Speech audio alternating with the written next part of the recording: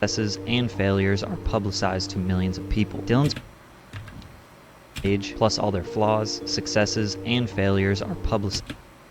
Who the fuck is that? Oh my god.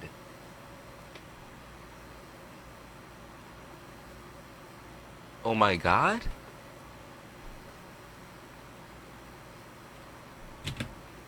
To millions of people. Dylan Sprouse and Cole Sprouse are two identical twins that had wildly successful careers that started when they were just 8 months old. We know that Disney actors are often overworked, develop emotional trauma, and have a hard time getting away from the label of child star. Even at a young age, the twins realized this and started their master plan to capitalize on the rewards of being a Disney star, only to escape and leave their past behind them forever. Make sure you're hydrated while watching this video.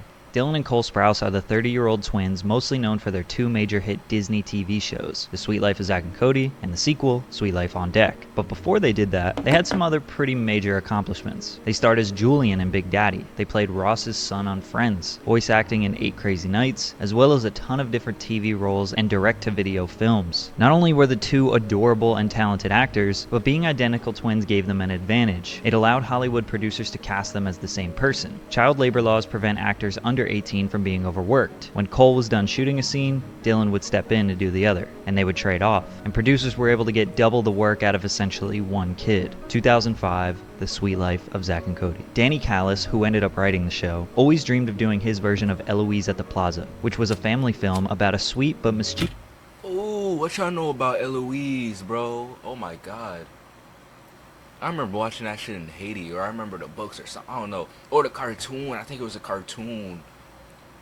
I think like the cartoon used to get broadcasted in Haiti. I don't know, but I definitely remember that in my childhood.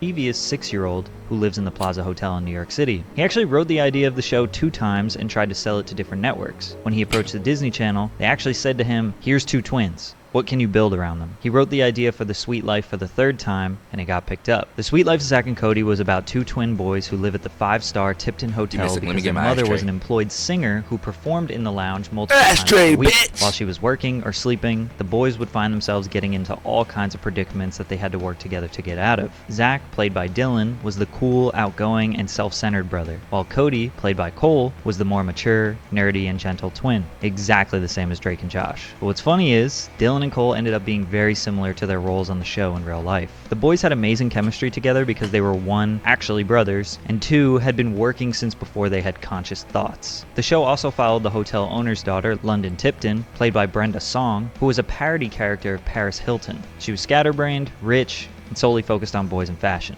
as well as the candy counter employee, Maddie, who was hardworking and intelligent. One thing I gotta give the show mild props for is that they reversed the nerdy, smart Asian and dumb blonde stereotypes. Mr. Mosby was the nervous hotel manager who would often try to ruin Zack and Cody's fun. He was like a father figure to them as well. When The Suite Life aired... Didn't Mr. Mosby get drunk and kill somebody in a car crash?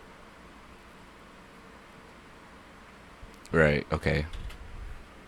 In 2000... What does that have to do with anything? I don't fucking know, but that's what came to my mind. I don't know. 2005, it was the most successful premiere in Disney Channel history. It was nominated for 3 Emmys and is wildly loved by fans. These two were living the dream life kids like myself around the world wanted so bad. Plus, if you watch interviews from around this time, they were infectious. They were so lovable. Now, are y'all both, do you have girlfriends? No, we are single men. Why are you so sassy? I'm actually looking for a Christian girl with morals and values.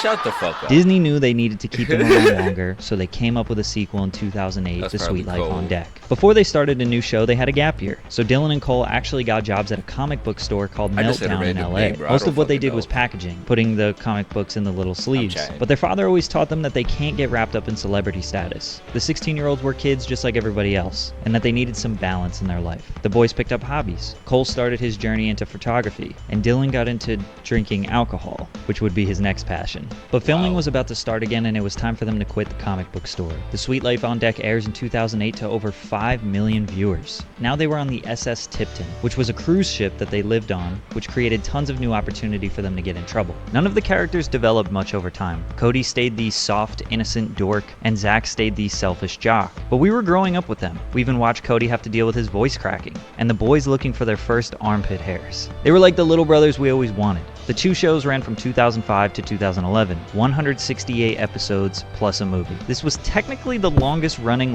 Yo, who the fuck remembers that movie, bro?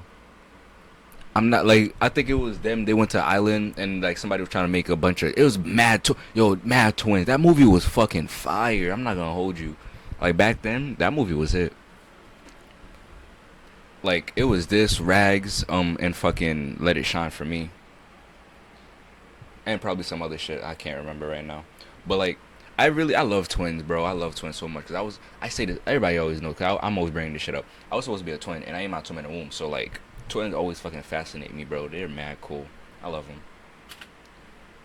live action show if you combine them. Shout out Avrion. Yeah, my niggas.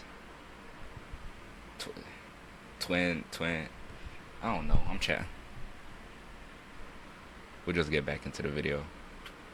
Fans love the sequel. Some people even thought it was better than the original. I personally think the original was better, but we can fight it out in the comments. Naturally, like all shows that depend on children, they can only last so long. Dylan and Cole were now 18 and looked vastly different than when they started. But the truth is, they didn't want the Sweet Life to end as abruptly as it did. The twins wanted to produce and direct one more season of The Sweet Life. They came up with an idea where they graduate high school, move off the ship, and go back to Boston. In their downtime at college, they would meet a single dad with a child at the hotel. Zach and Cody would kind of raise the boy up like a little brother, showing him all the crazy stuff in the hotel, leading him into wacky situations. The final season could have been the perfect way to transition into a whole new show based around the young boy. Cole said that the goal of this was to transition them out of the show, that way the cast and crew didn't have to lose their jobs that they had for the past 6 years. Disney executives laughed in their faces for the idea they came up with, which led to a 5-year hiatus in acting.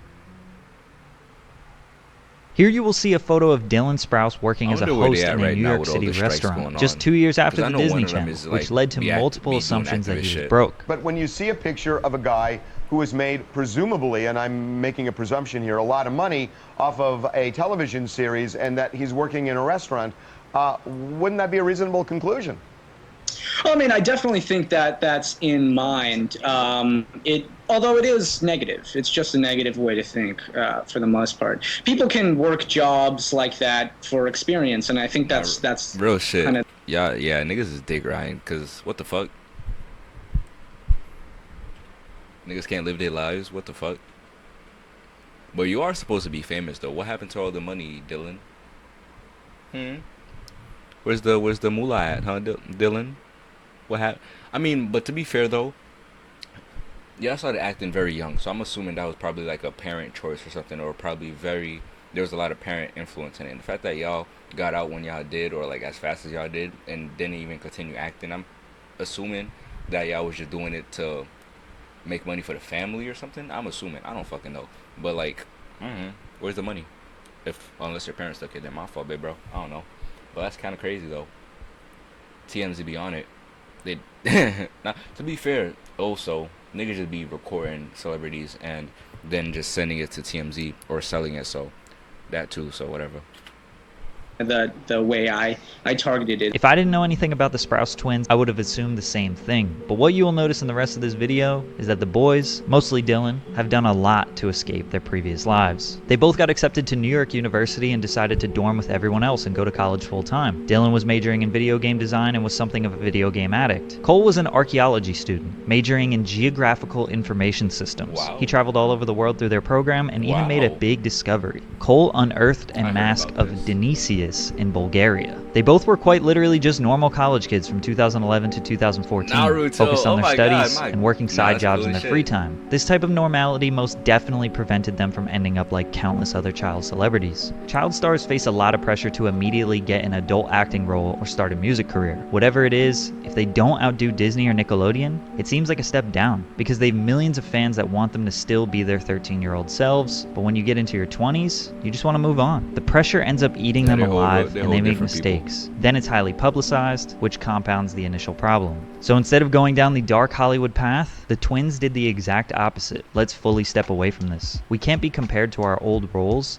if we aren't doing anything at all. They did stay popular on Twitter and social media and would let the jokes fly. Oh, I get it, Selena. Too good to follow your old pals, Dylan and Cole, huh? This is just like when we were 12. Cole started an Instagram page called Camera Duels, where he would post pictures of people that were trying to secretly take pictures of him, accompanied with comically long captions of him critiquing their strategies. The only scandals or controversies they got in were pretty mild. Dylan took lewd pictures of himself that leaked. Because of this, he gained hundreds of thousands of followers, so it kind of helped him. Then Cole started a Tumblr social experiment that legitimately made some of his fans turn on, where he pretended to be himself in order to get fans to engage with him. Right? While they were engaging, he was writing deep and philosophical paragraphs on why their perception of him is flawed. Then after 1 month, he deleted his account, told everyone it was a social experiment, and basically made fun of them for idolizing him and engaging. Kind of a douchey move. Like I said before, Cole and Dylan are a lot like Cody and Zach. Cole is the philosophical, poetic, artsy boy who thinks super deeply about everything. Dylan, while still being artsy and well-educated, likes to slam beers with the bros and have a good time.